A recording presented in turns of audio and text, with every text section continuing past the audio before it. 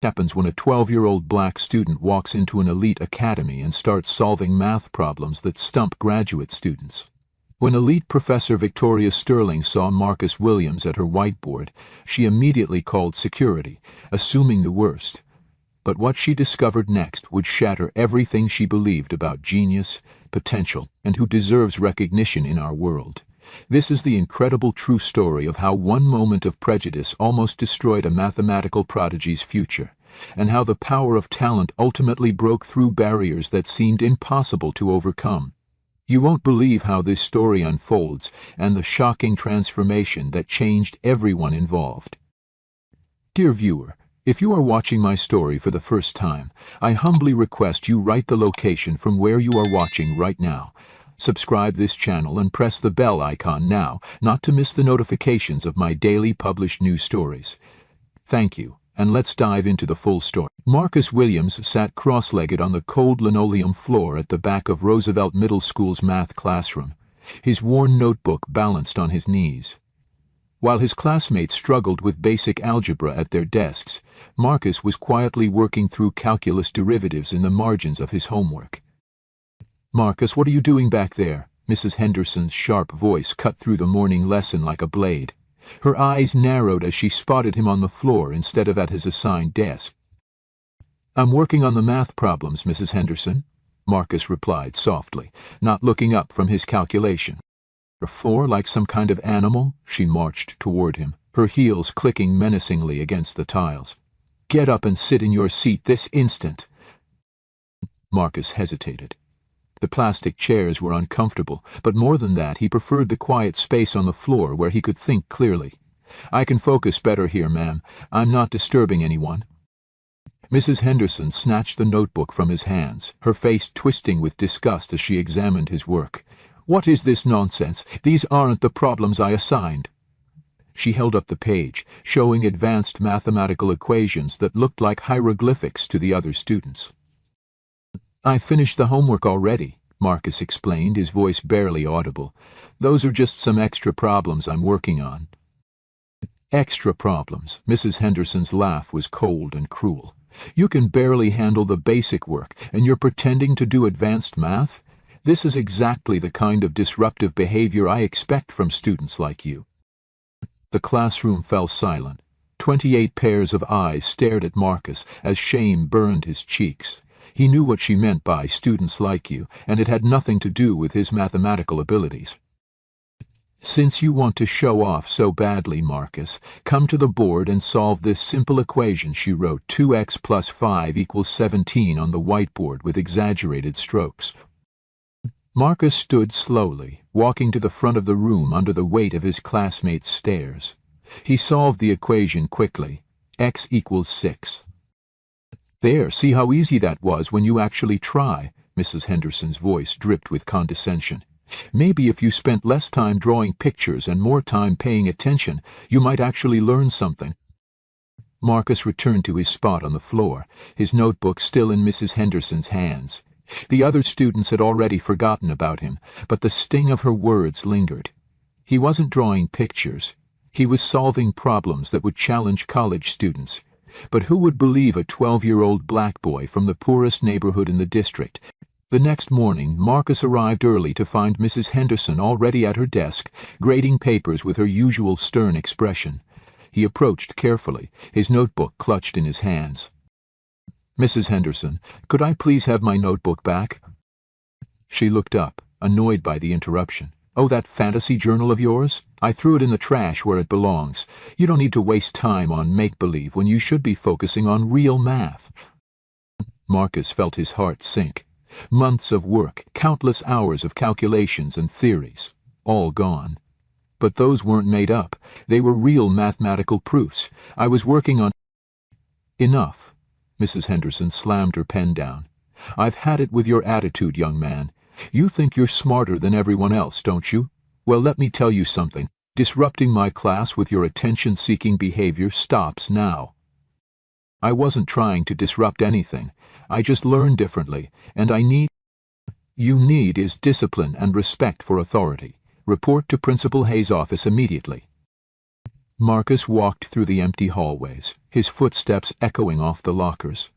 Principal Hayes was a large man with graying hair and tired eyes, who had seen too many problem students over the years. "Sit down, Marcus." Principal Hayes didn't look up from his paperwork. "Mrs. Henderson tells me you've been causing trouble again, sitting on floors, scribbling nonsense, arguing with your teacher. This is the third time this month." "Sir, I wasn't causing trouble. I was just trying to learn. The work she assigns is too easy, and when I try to challenge myself—" "Too easy?" Principal Hayes finally looked up, his expression skeptical. "Marcus, your test scores are average at best. Don't you think it's a bit presumptuous to claim the work is beneath you?" Marcus felt the familiar frustration building in his chest. His test scores were average because the tests only covered material he had mastered years ago. When he tried to show his real abilities, adults either dismissed him or accused him of cheating. "I can prove it," Marcus said quietly. "If you give me any advanced math problem, I can solve it." Principal Hayes leaned back in his chair, a condescending smile playing at his lips. "Son, I appreciate confidence, but there's a difference between confidence and delusion. You're 12 years old. The advanced math you think you understand is probably just basic algebra dressed up in fancy symbols. Please, just give me a chance to show you. I'm going to show you is the consequences of disrespecting your teachers." Principal Hayes pulled out a suspension form. 3 days out of school. Maybe that will give you time to think about your attitude." Marcus stared at the form in disbelief. He was being punished for being too smart, for wanting to learn beyond the limitations they had placed on him. The system that was supposed to nurture his potential was systematically crushing it instead. "Can I call my mother?" Marcus asked weakly. "She's already been notified. You can wait in the outer office until she arrives." As Marcus sat in the uncomfortable plastic chair outside the principal's office, he wondered if anyone would ever see past his age and skin color to recognize what he was truly capable of achieving. Sarah Williams arrived at Roosevelt Middle School with flour still dusting her apron from her morning shift at the bakery. Her face was etched with worry and exhaustion as she hurried through the school's front doors. At 31, she looked older. The weight of raising Marcus alone while working 2 jobs had taken its toll. "Mrs. Williams?" Principal Hayes emerged from his office, his expression softening slightly when he saw her distressed face. "Thank you for coming so quickly." "What happened?" The message said Marcus was suspended. Sarah's voice carried a mix of confusion and fear. Marcus had never been in serious trouble before. "Please, have a seat." Principal Hayes gestured to his office. "Marcus has been displaying some concerning behaviors lately, disrespect toward his teacher, disruptive conduct, and what appears to be attention-seeking through academic pretension." Sarah frowned. "Academic pretension? I don't understand." "Mrs. Henderson reports that Marcus has been creating elaborate fake mathematical work, claiming it's advanced calculus or some such nonsense. When confronted about his behavior, he becomes argumentative and defiant." Fake mathematical work? Sarah's confusion deepened. She knew her son better than anyone, and Marcus had never been one to lie or seek attention. If anything, he was painfully shy and preferred to blend into the background. After collecting Marcus from the outer office, Sarah drove home in silence, stealing glances at her son's dejected face in the rearview mirror. Their small apartment was a testament to their financial struggles. Second-hand furniture, a tiny kitchen, and Marcus's bedroom that doubled as his study space. "Show me," Sarah said quietly once they were inside. Marcus looked up from where he sat on their worn couch. "Show you what, Mom?" "The math work they said was fake. Show me what you were really doing." Marcus hesitated, then walked to his bedroom. He returned with a shoebox filled with loose papers, napkins, and notebook pages covered in mathematical equations. Sarah watched as he carefully laid them out on their small dining table, like pieces of a complex puzzle. "This is differential calculus," Marcus explained, pointing to a series of equations written on the back of a grocery receipt. "I was trying to prove this theorem about optimization problems, and this He pulled out a napkin covered in symbols. "This is my attempt at understanding multivariable integration." Sarah stared at the papers in amazement. She had dropped out of high school when she became pregnant with Marcus, but even she could see that this wasn't the work of a typical 12-year-old. The complexity and sophistication of the equations were far beyond anything she had ever encountered. "Where did you learn this?" she whispered. "The library. Online videos. Sometimes I find old textbooks at yard sales." Marcus's eyes lit up as he explained his process. "Mom, math is like music. It has patterns and rhythms that just make sense to me. When I see a problem, I can visualize the solution forming in my mind." Sarah felt her heart breaking and swelling with pride simultaneously. Her son was a genius, a genuine, extraordinary mathematical genius, and the school system was treating him like a troublemaker. She thought of all the times he had sat quietly at the kitchen table, working on homework that she now realized was graduate-level mathematics. "Didn't you tell me?" she asked gently. Marcus shrugged, his shoulders carrying the weight of isolation that no child should bear. "Who would believe me? Even when I try to show adults what I can do, they think I'm lying or showing off. It's easier to just keep it to myself." Sarah pulled her son into a fierce hug, tears streaming down her face.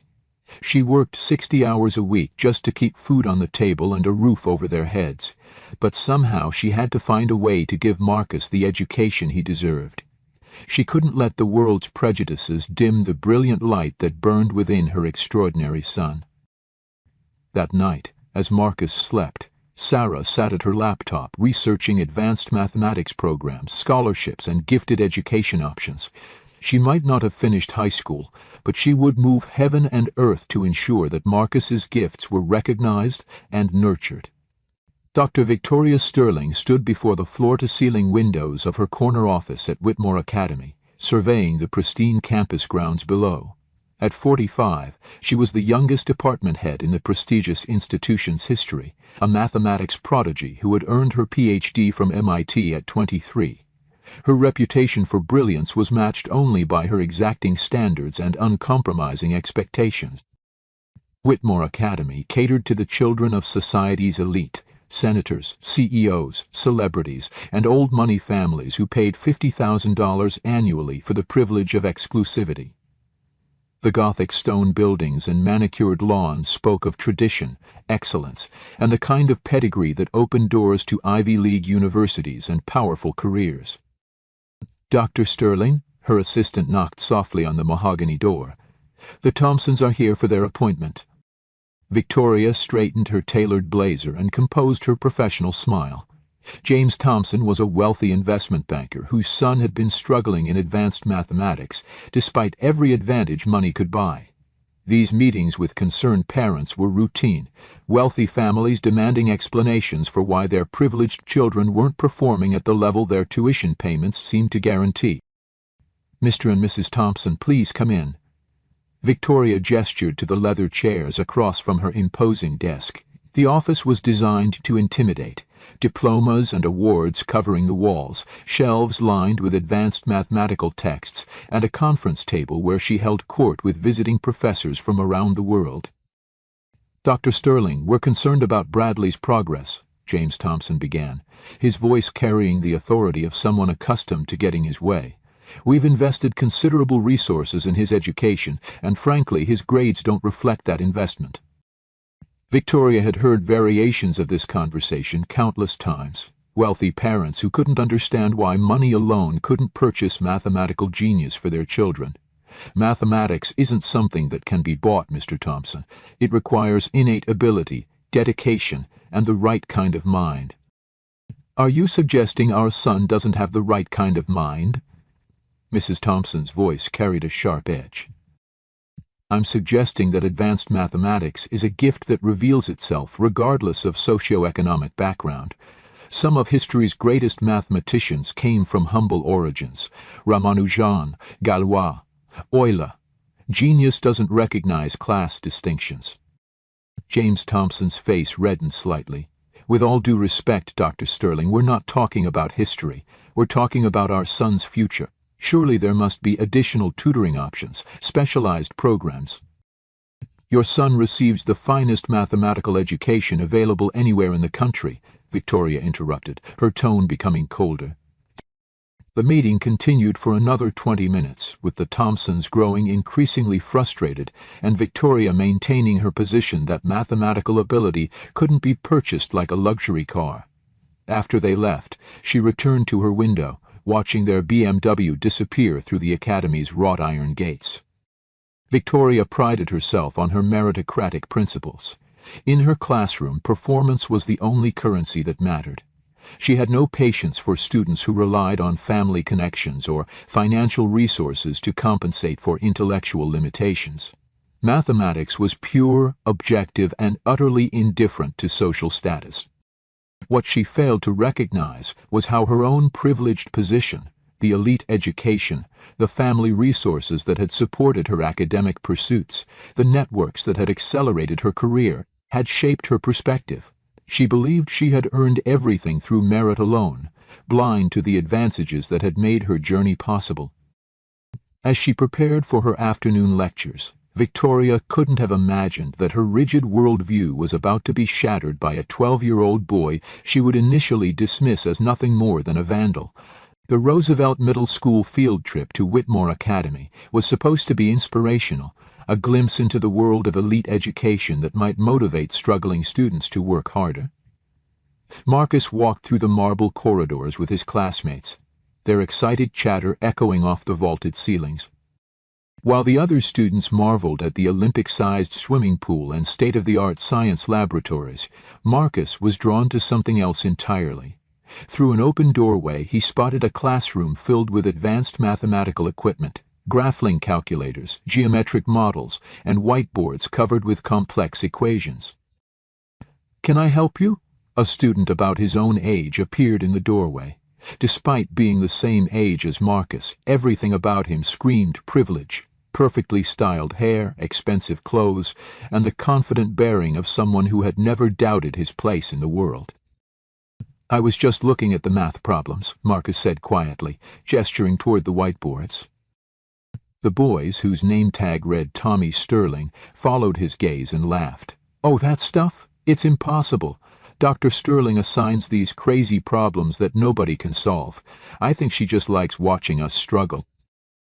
Marcus studied the equations more carefully, his mind automatically beginning to work through the solutions. "This one isn't so bad," he murmured, approaching the whiteboard. "It's just a complex integration problem with substitution." Tommy stared at him in disbelief. "You think you can solve that? Kids at Whitmore have been working on it for weeks." Without really thinking about it, Marcus picked up a marker and began writing. The solution flowed from his mind to the board in a series of elegant steps: substitution, partial fractions, integration by parts. Within minutes he had completed what Whitmore's best students hadn't been able to finish in weeks. "Impossible," Tommy whispered, staring at the solution. Where did you learn?" "Marcus!" Mrs. Henderson's sharp voice cut through the moment. "What are you doing? Put that marker down this instant." Marcus turned to find his teacher standing in the doorway with several other chaperones, her face flushed with embarrassment and anger. Behind her, a small crowd of Whitmore students had gathered, drawn by the commotion. The problem was interesting, so I thought." "You thought you'd vandalize their property." Mrs. Henderson marched toward the whiteboard, her eyes widening as she saw the mathematical work covering nearly half the surface.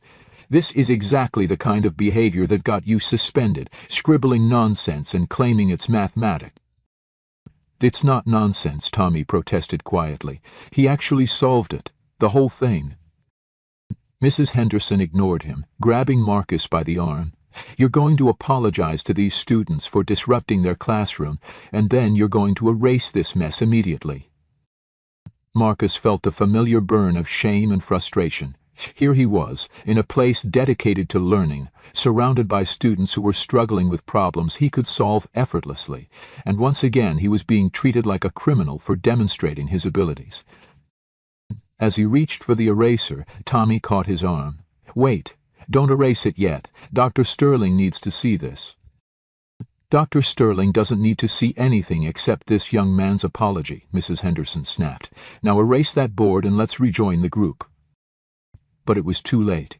Word was already spreading through the Whitmore corridors about the visiting student who had solved Dr. Sterling's impossible problem. Within minutes, the news would reach the mathematics department, setting in motion a confrontation that would change everything. Dr. Victoria Sterling was reviewing student assessments when her office phone rang with unusual urgency. "Dr. Sterling, you need to come to classroom 312 immediately," her assistant's voice was tight with concern. "There's been an incident with one of the visiting students." Victoria hurried through the corridors, her heels clicking against the polished marble floors. She could hear raised voices before she reached the classroom, and a small crowd of students had gathered in the hallway, whispering excitedly among themselves. When she entered the room, the scene before her confirmed her worst assumptions. A young black boy, clearly one of the visiting students from the public school, stood at her whiteboard with a marker in his hand. The pristine surface she had left that morning was now covered with scrawled equations and mathematical symbols. "I is the meaning of this." Victoria's voice cut through the room like ice. The authority in her tone immediately silenced the scattered conversations.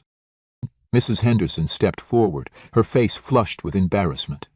"Dr. Sterling, I sincerely apologize. This student wandered away from our group and began vandalizing your classroom. We're handling the situation."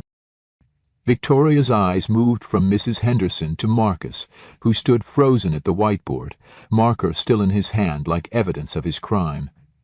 She saw what she expected to see. A troubled kid from an underprivileged background acting out, seeking attention through destructive behavior. "Young man, step away from that board immediately," Victoria commanded, her voice carrying the weight of absolute authority. Marcus lowered the marker, his shoulders sagging under the weight of yet another adult's disappointment. "I'm sorry, ma'am, I wasn't trying to cause trouble." "Weren't trying to cause trouble?" Victoria approached the whiteboard, her anger building as she surveyed what she assumed was meaningless vandalism. "Do you have any idea how expensive these materials are? How important this classroom is to our students' education?" "I do understand," Marcus said quietly. "That's why I thought maybe I could help solve—" "Help?" Victoria's laugh was sharp and dismissive. "By destroying property and disrupting our academic environment, is this how students at your school show help?" James Thompson, who had been visiting the school for another meeting about his son's progress, appeared in the doorway. His eyes took in the scene, the black boy at the whiteboard, the agitated teachers, the crowd of onlookers, and his expression hardened with familiar prejudice. "Perhaps we should call security," he suggested loudly enough for everyone to hear. "This is exactly why these integration programs are problematic. They bring disruptive elements into our academic community." Victoria nodded curtly. The situation was clear-cut in her mind. A disadvantaged student acting out in an environment that represented everything he couldn't have. She had seen it before. Resentment manifesting as destructive behavior. "Security has been notified," she announced, pulling out her phone. "This incident will be reported to your school administration as well. Vandalism of educational property is a serious offense." "I didn't vandalize anything," Marcus protested, his voice barely above a whisper. "I solved the integration problem. Tommy can tell you—" "Tommy?" Victoria's gaze found her colleague's son in the crowd. "What exactly did you tell this boy?" Tommy Sterling shifted uncomfortably under his mother's colleague's intense stare. The social pressure of the moment, the crowd of Whitmore students, his parents' expectations, the weight of institutional authority, overwhelmed his desire to defend Marcus. I just said the problems were hard," Tommy mumbled, not meeting Marcus's eyes. Victoria turned back to Marcus with cold satisfaction. "The problems on this board are graduate-level mathematics. The idea that a middle school student could solve them is absurd. Your attention-seeking behavior ends now." As security officers appeared in the doorway, Marcus felt the familiar crushing weight of a world that refused to see his potential. Once again, his gift was being dismissed as delinquency, his brilliance mistaken for vandalism. But this time something was different. This time, the evidence of his abilities was written clearly on the whiteboard behind him, waiting for someone with the knowledge and courage to truly see what he had accomplished. Dr. Robert Chen, Whitmore Academy's Dean of Mathematics, arrived at classroom 312 just as security was preparing to escort Marcus from the building. The commotion had reached his office, and something about the situation felt wrong to him. Unlike Dr. Sterling, Chen had spent years working in diverse educational environments before joining Whitmore's elite faculty. "Wait," Chen commanded, his voice carrying quiet authority. The security officers paused, accustomed to deferring to faculty members. What exactly happened here? Dr. Sterling stepped forward, her composure slightly rattled by Chen's unexpected intervention. "Dr. Chen, this student vandalized our classroom. As you can see, he's covered the whiteboard with meaningless scribbles." Chen approached the whiteboard, his trained eye immediately recognizing something that Sterling had missed in her rush to judgment. The equations weren't random scribbles. They formed a coherent mathematical argument, elegant in its progression and sophisticated in its approach. "Victoria," Chen said slowly, never taking his eyes off the board, "have you actually examined this work?"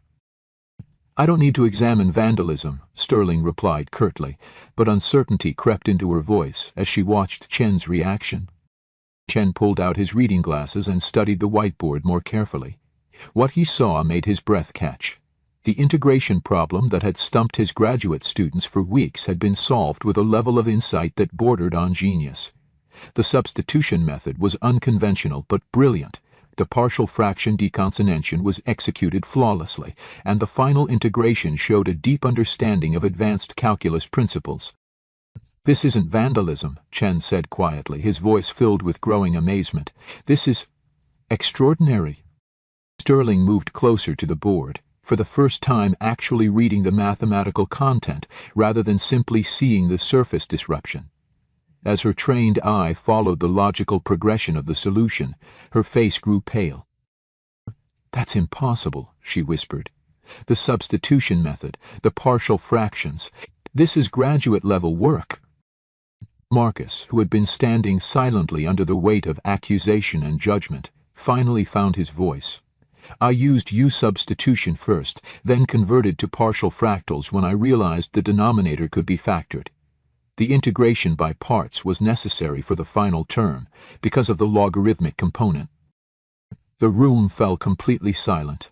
Even the security officers sensed that something significant was happening, though they couldn't understand the mathematical implications. Chen turned to Marcus, his expression a mixture of awe and disbelief. "Son, where did you learn to solve problems at this level?" "Books, online lectures, library resources." Marcus's voice was steady now, the confidence that came with discussing his true passion replacing his earlier uncertainty. "I've been working through calculus for about 2 years now. This particular type of integration problem is similar to ones I've seen in advanced textbooks." Sterling stared at the young boy before her, her worldview crashing down around her. Everything she thought she knew about mathematical ability, about potential, about who could and couldn't achieve academic excellence, was being challenged by a 12-year-old she had been ready to have arrested. 2 years, Chen's voice was filled with wonder. "You've been studying calculus on your own for 2 years." Marcus nodded, then pulled a crumpled piece of paper from his pocket. "I was actually working on a related problem yesterday. It's about optimization using the derivative of this same integral." He handed the paper to Chen, who unfolded it to reveal another sophisticated mathematical proof, this one exploring the practical applications of the integration problem in physics and engineering contexts. James Thompson, who had been confident in his assessment of the situation moments earlier, now stood speechless. His own son, with every educational advantage money could buy, couldn't solve basic algebra problems while this boy from the inner city was casually discussing graduate-level mathematics.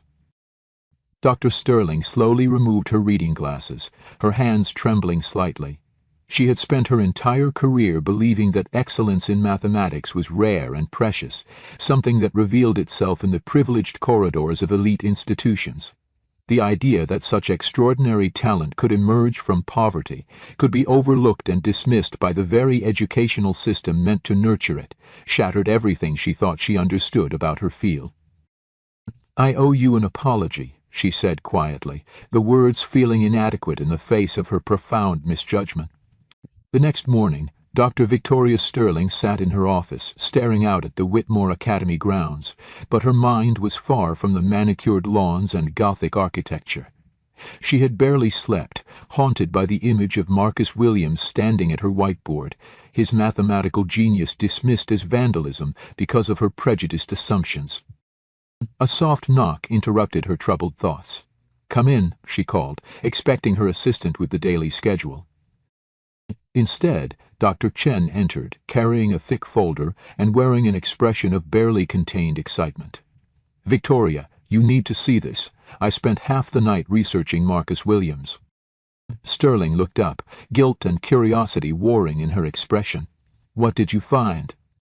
Chen opened the folder, revealing printouts of online mathematics forums, competition results, and academic assessments.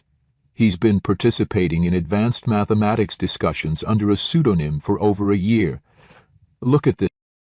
Sterling examined the papers, her amazement growing with each page. Mathematical proofs, elegant solutions to complex theorems, and discussions that revealed a depth of understanding she rarely saw even in her graduate students. "There's more," Chen continued, his voice filled with indignation. "I contacted Roosevelt Middle School. His standardized test scores are average, but that's because he's taking tests designed for students 3 years younger. When I asked about advanced placement or gifted programs, they told me they don't have the resources for special cases." Special cases. Sterling's voice was sharp with anger, not at Chen but at the system that had failed Marcus so completely. His teacher, Mrs. Henderson, described him as disruptive and attention-seeking. She's been throwing away his advanced work, thinking it was meaningless doodling. "Victoria, this boy has been trying to show his abilities for years, and every adult in his life has dismissed him as a troublemaker." Sterling stood and walked to her window, her reflection showing a woman grappling with uncomfortable truths about herself and her profession. "I did the same thing," she admitted quietly. "I saw a black child from a poor school and immediately assumed the worst. I didn't even look at his work. I just saw disruption where I should have seen brilliance." Chen joined her at the window. "The question now is what we do about it. This boy has the potential to be one of the greatest mathematical minds of his generation, but he's trapped in a system that doesn't recognize his gifts." "We bring him here," Sterling said immediately, then caught herself. "But his family, the tuition alone." "There are scholarship programs, special provisions for exceptional cases. The Whitmore Foundation has funds specifically designated for situations like this." Chen pulled out another set of papers. "I've already begun the preliminary paperwork." Sterling turned from the window, her decision crystallizing. "I want to meet with his mother, today. I need to apologize properly and discuss Marcus's future." That afternoon, Sarah Williams sat nervously in Dr. Sterling's impressive office, her work uniform a stark contrast to the elegant surroundings. She had left her shift at the bakery early, worried that Marcus was in more trouble despite his insistence that everything was fine. "Mrs. Williams, thank you for coming," Sterling began, her usual authoritative demeanor softened by genuine remorse. "First, I owe you and your son a profound apology. Yesterday I made assumptions based on prejudice rather than facts, and I nearly denied your son an extraordinary opportunity." Sarah looked confused. "I don't understand. Marcus said there was some kind of misunderstanding about math problems, but—" "Your son is a mathematical genius, Mrs. Williams. Not gifted, not advanced. Genius. The work he completed yesterday would challenge students pursuing doctoral degrees in mathematics." Sarah's eyes widened, though part of her wasn't surprised. She had always known Marcus was special, but hearing it confirmed by someone of Dr. Sterling's stature felt surreal. Sterling continued, pulling out examples of Marcus's work. "I've spent my entire career studying mathematics and teaching the most privileged students in the country. I have never encountered raw talent like your son possesses. He needs resources and challenges that his current school simply cannot provide." "Are you saying," Sarah asked, afraid to hope. "I'm saying that Whitmore Academy would like to offer Marcus a full scholarship, complete tuition, books, materials, and additional support to help him transition to our academic environment." Sarah felt tears welling in her eyes. "But why? Why would you do this for us?" Sterling's voice was quiet but firm. "Because your son represents everything I claim to value in mathematics: pure talent, passionate curiosity, and the kind of innovative thinking that advances human knowledge. Yesterday, I almost threw all of that away because of my own biases. I won't make that mistake again." As they discussed the details of Marcus's potential enrollment, Sterling made a silent vow to herself. She would not only nurture Marcus's extraordinary gifts, but also examine every assumption she had made about talent, potential, and who deserved opportunities in her field.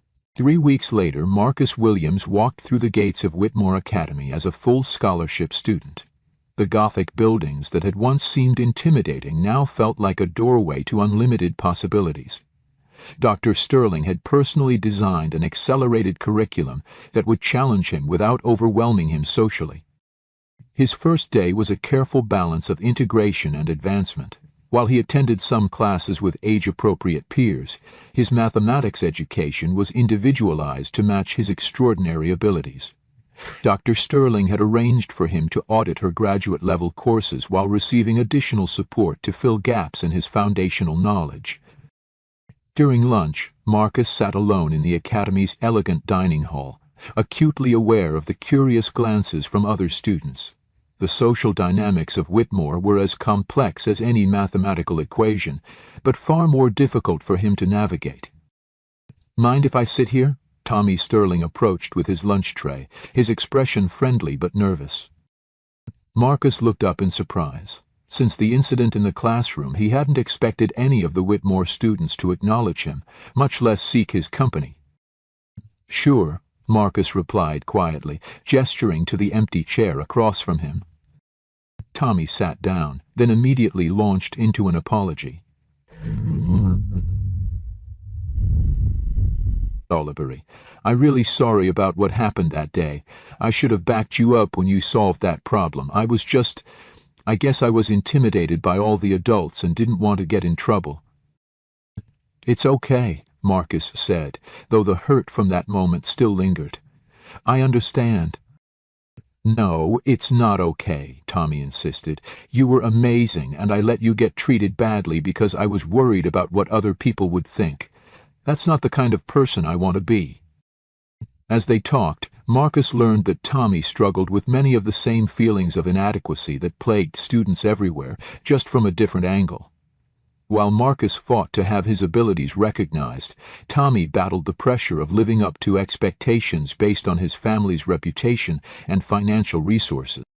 "The funny thing is," Tommy said, picking at his gourmet sandwich, "everyone assumes I must be brilliant because my mom's this famous mathematician and we can afford to be here. But I can barely handle basic algebra. Sometimes I wonder if I'm adopted." Marcus found himself smiling, the first genuine smile he'd experienced at Whitmore. "Intelligence isn't genetic like eye color. Your mom is brilliant at mathematics, but maybe your talents are in something completely different." "Like what?" Tommy asked skeptically. "I don't know yet. But I've noticed you're really good with people. You remember everyone's names, you pick up on social cues that I miss completely, and you have this way of making others feel comfortable. That's a kind of intelligence, too." Their conversation was interrupted by the arrival of several other students. Bradley Thompson, whose father had made such a scene during the classroom incident, along with 2 other Whitmore Academy regulars. "Well, well," Bradley said, his voice carrying the entitled arrogance Marcus had come to expect from some of the wealthier students. "If it isn't our famous scholarship case," and his new best friend. Tommy stiffened, but Marcus remained calm. He had faced worse than teenage snobbery, and Bradley's insults carried less weight than the systemic prejudice he had encountered from adults. "Actually," Marcus said mildly. "I prefer Mathematical Genius Scholarship recipient. It's more accurate." Bradley's face reddened, but before he could respond, Dr. Sterling appeared at their table. "Mr. Thompson," she said coolly, "I believe your father mentioned you were struggling with quadratic equations. Perhaps instead of socializing you should spend lunch period in remedial tutoring." The rebuke was delivered with surgical precision, leaving Bradley no room to argue without appearing even more foolish. He and his friends retreated to another table, muttering under their breath. Dr. Sterling turned to Marcus and Tommy with a slight smile. "Gentlemen, how are you adjusting to the academic environment?" "It's challenging in the best possible way," Marcus replied honestly. "The advanced courses are exactly what I needed." "And you, Tommy, I hope you're not finding the social adjustments too difficult." Tommy glanced at Marcus, then back at his mother's colleague with new confidence. "Actually, Dr. Sterling, I think I'm learning a lot about different kinds of intelligence. Marcus has been helping me understand that everyone has unique strengths." As Drug Sterling walked away, Marcus felt something he had never experienced before at school: belonging. Not because he was trying to hide his abilities or dim his light to fit in, but because he had found people who valued intelligence in all its forms and were willing to look beyond surface prejudices to see the person underneath. 2 months into Marcus's enrollment at Whitmore Academy, Dr. Sterling made a decision that would challenge more than just one prejudiced teacher. She would confront the entire system that had failed him. She requested a meeting with Roosevelt Middle School's administration, ostensibly to discuss their gifted student identification protocols. Principal Hayes sat across from Dr. Sterling in his cramped office, clearly uncomfortable with the situation. The contrast between the two educational environments was stark. "Dr. Sterling, I appreciate your interest in our student, but I'm not sure what you hope to accomplish with this meeting," Hayes began, his tone defensive. "I hope to understand how a mathematical genius slipped through your system for years while being labeled as disruptive and attention-seeking," Sterling replied, her voice carrying the authority of someone accustomed to being heard. Mrs. Henderson, who had been reluctantly included in the meeting, shifted uncomfortably in her chair. Marcus was always a challenging student. His work was sloppy, he refused to follow classroom protocols, and he consistently disrupted the learning environment. Sterling opened a folder containing examples of Marcus's work, both the pieces she had collected from Whitmore and photographs of the discarded notebooks Mrs. Henderson had thrown away. "This is what you characterized as sloppy work and disruption." The mathematical proofs spread across the desk were undeniably sophisticated. Even Hayes, with his limited mathematics background, could see the complexity and precision of the calculation. "Our problems are at a graduate level," Sterling continued, her voice growing sharper. "Marcus was solving advanced calculus while you were teaching basic algebra. When he tried to show you his capabilities, you punished him for being destructive." Mrs. Henderson's face flushed red. "He was sitting on the floor, refusing to use his assigned seat, drawing pictures instead of doing his homework.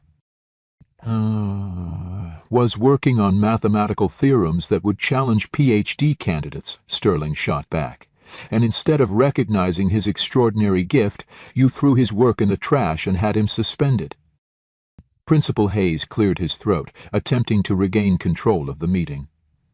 "Dr. Sterling, while we appreciate Marcus's abilities, you have to understand our constraints.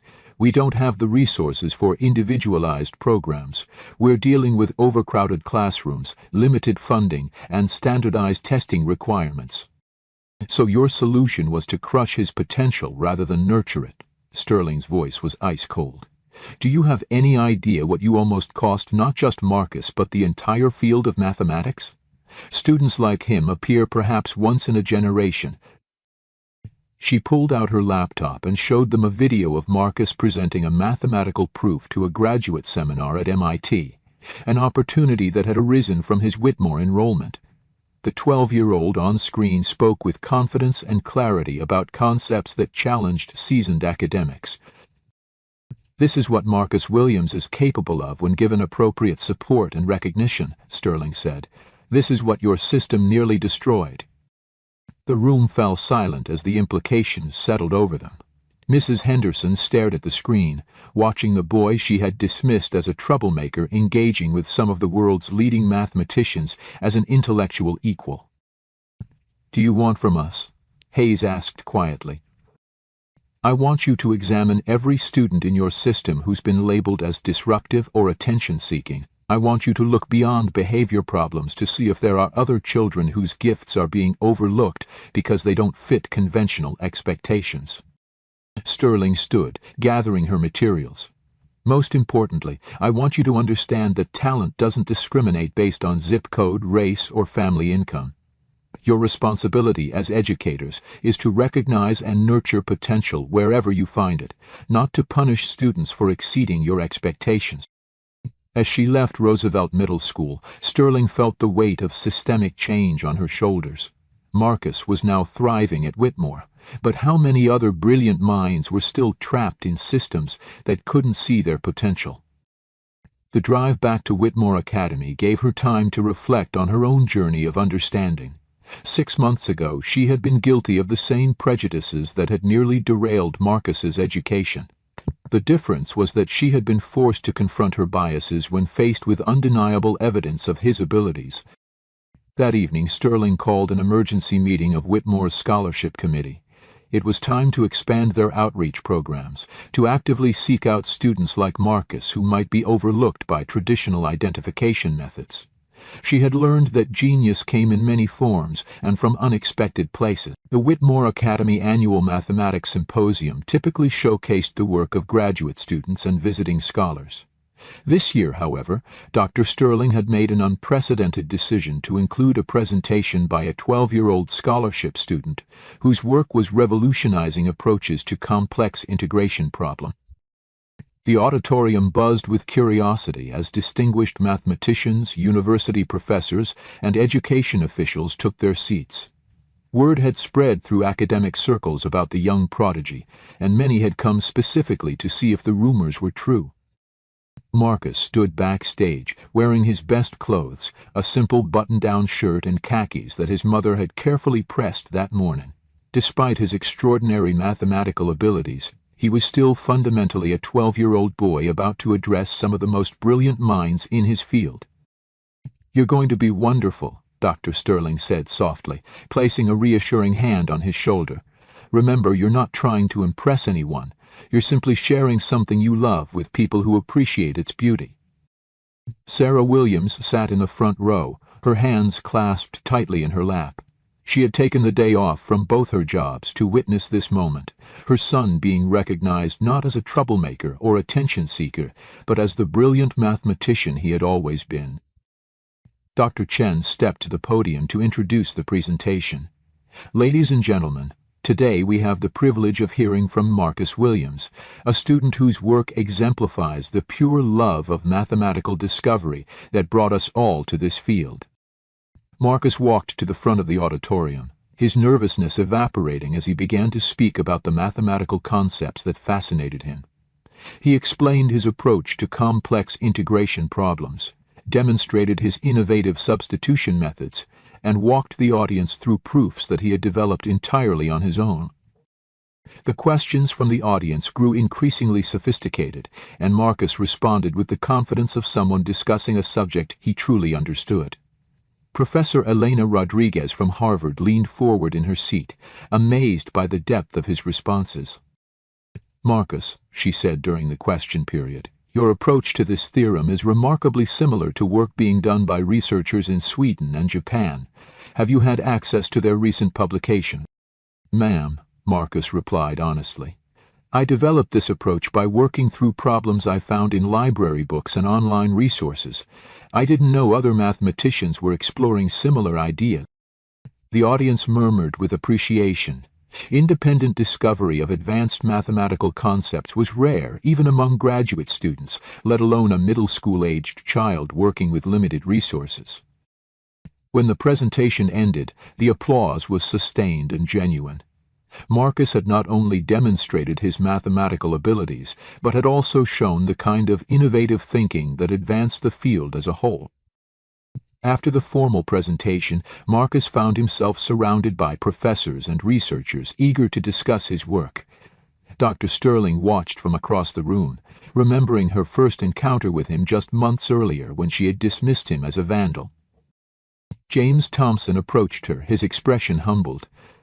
"Dr. Sterling, I owe you an apology. When I saw that boy in your classroom, I made assumptions based on prejudice. I was wrong." "We were all wrong, Mr. Thompson," Sterling replied. "The question is what we do with that knowledge moving forward." Tommy Sterling found Marcus during the reception, grinning widely. "That was incredible. I understood maybe half of what you said, but everyone in the room was hanging on every word." "The best part," Marcus said, his eyes shining with excitement, "is that this is just the beginning. Dr. Sterling says there are so many areas of mathematics I haven't even explored yet." As the evening wound down, Sarah Williams approached Dr. Sterling with tears in her eyes. "I don't know how to thank you for what you've done for Marcus." "Mrs. Williams, your son's gift was always there. All I did was create an environment where it could flourish," Sterling replied. "The real credit belongs to you for nurturing his curiosity and supporting his dreams even when the world couldn't see his potential." The symposium marked a turning point not just for Marcus, but for everyone who witnessed it. Here was undeniable proof that mathematical genius could emerge from any background, that potential was not limited by circumstances, and that the responsibility of educators was to recognize and nurture talent wherever they found it. Several universities extended invitations for Marcus to participate in summer research programs. Scholarship opportunities for advanced study were offered. Most importantly, his story began to spread, inspiring other educators to look more carefully at students who might be dismissed too quickly. Dr. Sterling knew that Marcus's journey was far from over, but this moment represented validation of everything she had learned about recognizing and nurturing exceptional talent. The boy who had been suspended for disruptive behavior was now being courted by some of the world's leading mathematical institutions. 1 year later, drug Victoria Sterling stood in her office at Whitmore Academy, but her view had expanded far beyond the manicured grounds visible through her windows.